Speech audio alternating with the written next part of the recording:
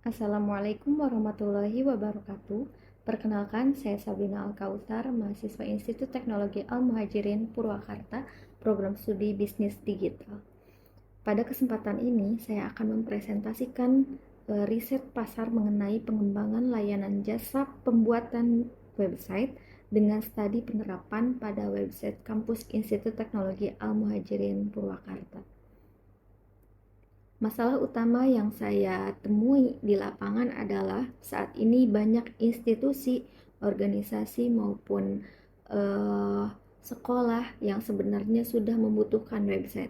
Namun kebutuhan tersebut seringkali tidak diiringi dengan kemampuan untuk mewujudkannya. Beberapa kendala utama yang muncul adalah tidak memiliki tenaga ahli, tidak tahu harus mulai dari mana, tidak eh, atau sudah memiliki website tetapi tidak dikelola dengan baik. Jadi, bisa disimpulkan bahwa ada gap antara kebutuhan dan kemampuan dalam pengelolaan website. Berdasarkan permasalahan tersebut, penelitian ini memiliki beberapa tujuan, yaitu untuk mengetahui kebutuhan pengguna terhadap layanan website, mengidentifikasikan fitur apa saja yang paling dibutuhkan, mengetahui kendala yang dihadapi pengguna, dan yang terakhir menyusun rekomendasi layanan website yang sesuai dengan kebutuhan pasar. Penelitian ini dilakukan menggunakan metode survei melalui Google Form.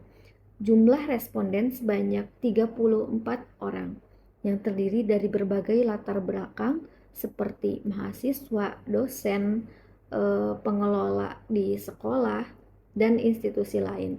Teknik sampling yang digunakan adalah purposive sampling, yaitu memilih responden yang memang relevan dengan kebutuhan website. Dari hasil penelitian, terdapat beberapa temuan utama. Sebanyak 79,4% responden menyatakan bahwa website sangat penting. Kemudian 52,9% sudah memiliki website. Namun, kendala terbesar yang muncul adalah kurangnya tenaga ahli. Dan yang paling menarik, 100% responden menyatakan tertarik atau mungkin tertarik terhadap layanan pembuatan website. Artinya, minat terhadap layanan ini sangat tinggi. Dari data tersebut, saya mendapat beberapa insight utama, yaitu website sudah menjadi kebutuhan utama, bukan lagi sekedar pelengkap.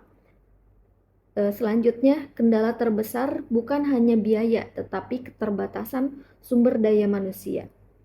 Dan banyak website yang sebenarnya sudah ada, tetapi belum dikelola dengan optimal. Dan yang terakhir, pengguna cenderung menginginkan website yang sederhana, mudah digunakan, dan tidak memerlukan kemampuan coding. Dari sini terlihat adanya peluang besar untuk layanan yang praktis dan mudah digunakan. Berdasarkan insight tersebut, terdapat beberapa rekomendasi yang dapat dilakukan, yaitu mengembangkan layanan website yang mudah digunakan tanpa perlu coding, lalu menyediakan paket harga yang terjangkau sesuai dengan kemampuan pasar, dan menyediakan layanan tambahan seperti maintenance dan dukungan teknis. Juga fokus pada fitur yang sederhana namun tetap fungsional. Hasil riset ini kemudian saya hubungkan dengan proyek yang sedang dikerjakan, yaitu pengembangan website kampus Institut Teknologi Al-Muhajirin Purwakarta. Website ini dirancang agar mudah digunakan, informasi tersusun dengan jelas, dan dapat dikelola tanpa kesulitan teknis, sehingga tidak hanya menjadi produk, tetapi juga contoh nyata dari layanan yang ditawarkan. Dengan demikian, hasil riset ini tidak hanya berhenti pada analisis, tetapi juga mengimplementasikan secara langsung dalam proyek. Demikian yang dapat saya sampaikan. Terima kasih atas perhatiannya. Wassalamualaikum warahmatullahi wabarakatuh. Dalam mata kuliah Product Management ini, fokus utama kami adalah mengembangkan sebuah produk digital, yaitu layanan pembuatan website yang diterapkan pada website kampus Institut Teknologi Al-Muhajirin. Proyek ini tidak hanya berhenti pada ide, tetapi melalui beberapa tahap, mulai dari memahami kebutuhan pengguna, merancang konsep produk, hingga mengembangkan solusi yang dapat digunakan. Hasil dari proyek ini adalah sebuah konsep layanan website yang menekankan pada kemudahan pengguna, tampilan yang profesional, serta kemampuan untuk dikelola tanpa memerlukan keahlian teknis yang tinggi.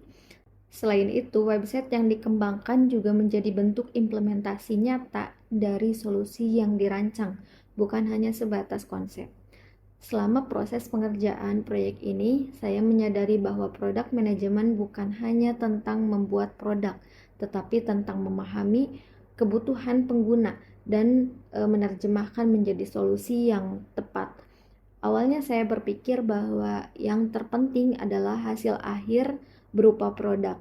Namun dalam proses saya belajar bahwa yang jauh lebih penting adalah bagaimana proses tersebut dijalankan. Mulai dari memahami masalah, menentukan solusi, hingga memastikan produk tersebut relevan dengan kebutuhan pengguna. Saya juga belajar bahwa dalam pengembangan produk, kesederhanaan seringkali menjadi kunci. Produk yang terlalu kompleks justru bisa menyulitkan pengguna, sehingga pendekatan yang lebih sederhana dan fokus pada kebutuhan utama menjadi lebih efektif. Dalam proses pengerjaan proyek ini, terdapat beberapa kendala yang dihadapi. Salah satunya adalah menjaga konsistensi dalam proses pengembangan, karena proyek ini membutuhkan waktu, fokus, dan koordinasi yang berkelanjutan. Selain itu, menerjemahkan kebutuhan pengguna ke dalam bentuk fitur juga menjadi tantangan, karena tidak semua kebutuhan dapat langsung diwujudkan dengan mudah. Selain kendala tersebut, saya juga ingin menyampaikan permohonan maaf karena proses pengerjaan proyek ini mengalami keterlambatan hingga lebih dari 2 bulan.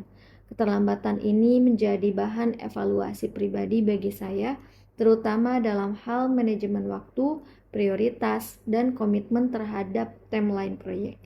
Namun dari pengalaman tersebut, saya belajar bahwa dalam product management, disiplin terhadap waktu merupakan bagian penting dari keberhasilan sebuah produk.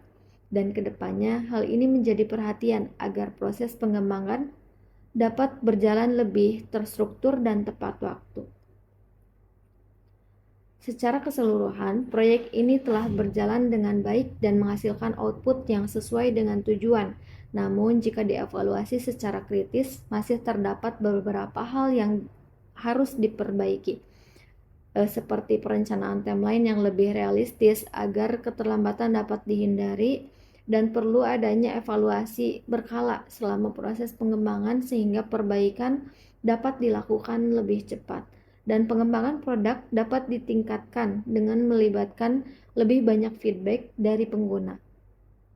Dan yang terakhir juga, dokumentasi proses pengembangan perlu dibuat lebih sistematis agar memudahkan evaluasi di masa mendatang.